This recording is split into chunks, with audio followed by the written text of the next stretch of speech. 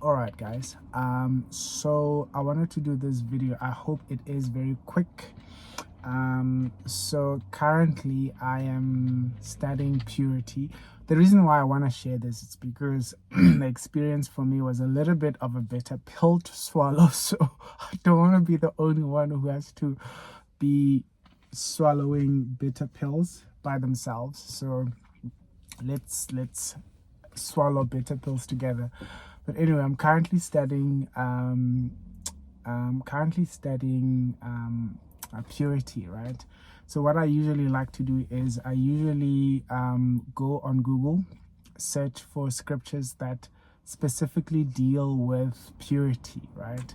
So I'd go there, scriptures or Bible verses about purity, and then I would, on a daily basis, I would study each Bible verse, right? And how I do that is that I go on Google, search that specific verse, what it means, the commentaries, and then read the whole chapter of that specific Bible verse.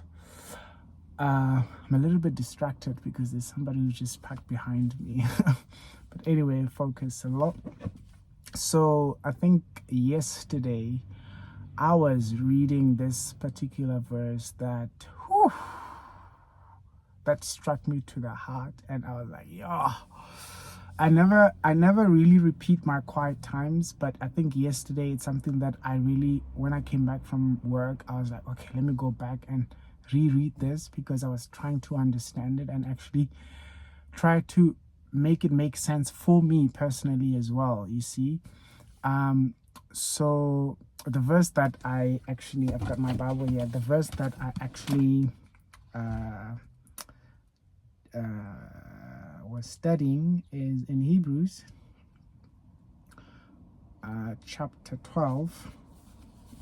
So the verse that I found that was dealing with purity was in Hebrews chapter 12, verse 14.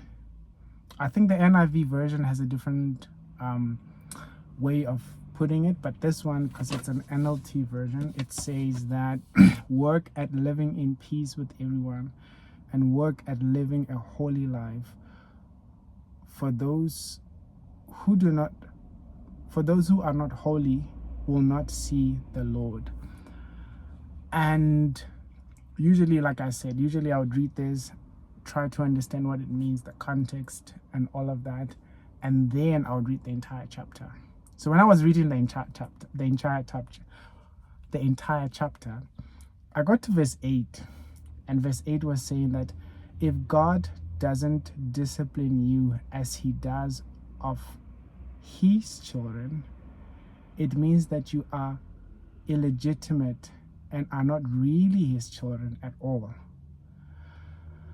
And I think reading this, I felt like like when you eat a wasabi, when you eat guys, what's happening? I feel like I am blocked. No, this is the devil. Let me focus, because I need to share this without being distracted. So I think it's like when I read that, I felt like I ate wasabi.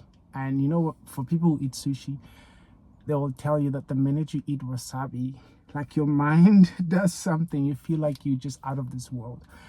And I think one of the reasons why that specific verse convicted me so much was that, and I think if you read that whole chapter or verses below and above that, it basically almost gives you an idea that discipline is painful. Like it explains how discipline is never a joyous thing, but a painful experience, right? And for me personally, I feel like whenever an experience is painful, I make a detour. I run away from it, because I just feel like I think I've been lied to for a very long time. But I also not also because of that, but I also feel like I've had too many painful experiences, and being in God, I didn't want to have to go through pain, because the world is giving you pain. So Okay, the car is leaving, so yay. Okay. So now I got distracted again.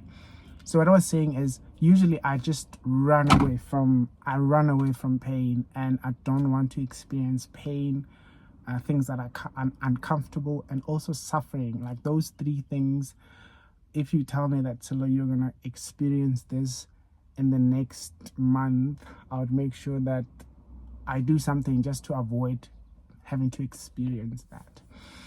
And I think for me, the reason why I had to even sit down and try to understand the scripture specifically was I was asking myself, what does God's discipline look like in my life? Like what are the most uncomfortable, painful things that I am going through, or that I have gone through, or that I'm currently going through, that yes guys, take a yo guys, sorry. My phone fell for the second time after trying to put it on, but I've got a new adhesive that I think I'm probably gonna get a new phone mount for the car thing.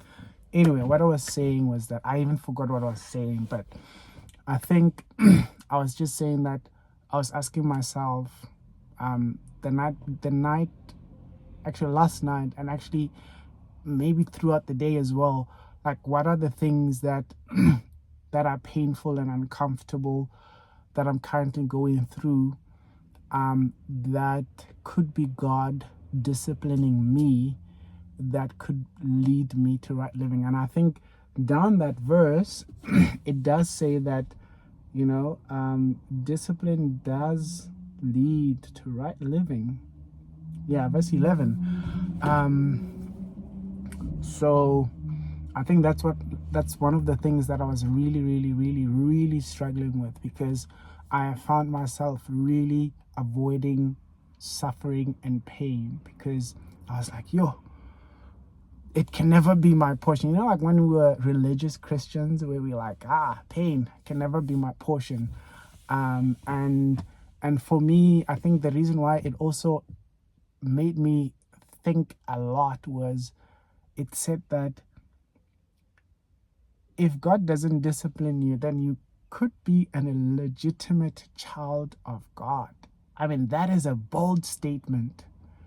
If you're illegitimate, it means that you're not really a child of God. You are a false child of God.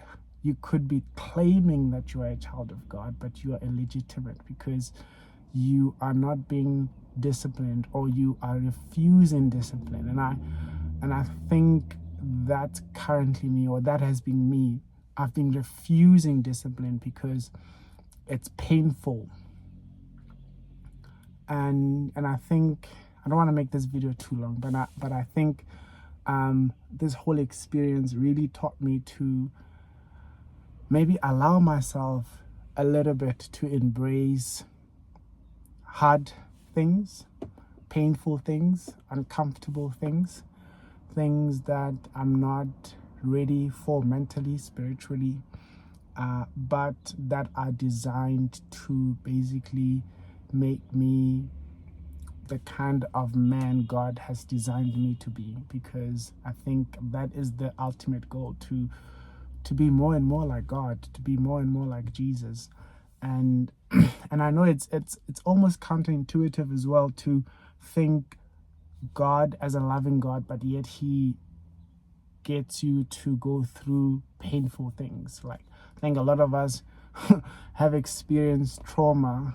It's almost triggering for somebody to say, I love you, but I'm gonna make you go through pain. We've experienced things like that in the world, where people have told us that they love us, but then they've hurt us, right? But I'm just reminded of of Jesus, how he really went through such a painful experience, because he really loved us. And I'm just like, and God, and the Bible tells us to be to reflect Jesus, or to be more like Jesus. And I think learning that now and getting my eyes open, I think I am more ready and more open to really understand that God does really love me when I'm going through painful things.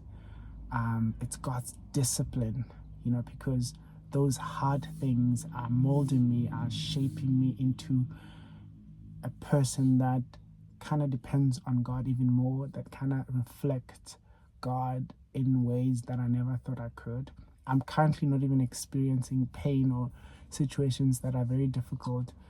And like I said, that's also because I've fortified myself to deny myself those experiences where things are painful and are hard. I just leave. Like whenever something is almost triggering pain, I'm just like, where's the next exit? But I don't think that's the plan of God for our lives. That's the will. It's not the will of God for us to avoid pain and suffering. Yeah, what are your guys' thoughts? What does God's discipline look like in your life? Like, what would you? Because I'm also learning. I'm a few months into being a disciple. I'm also like trying to learn what it actually looks like to be disciplined by God. Like, if you're watching this video, what does it look like in your life personally? When God is disciplining you personally, what are the uncomfortable things, the hard things? I'm still doing a soul search myself to try and figure it out and to try and identify, because not everything that is painful is from God, right? So I need to be able to, I'll finish this video here, but I need to be able to just identify when God is disciplining me. Yeah, let me know in the comment section what your guys' thoughts are with this video and what your examples are. I need to get a new one, guys. Okay, bye.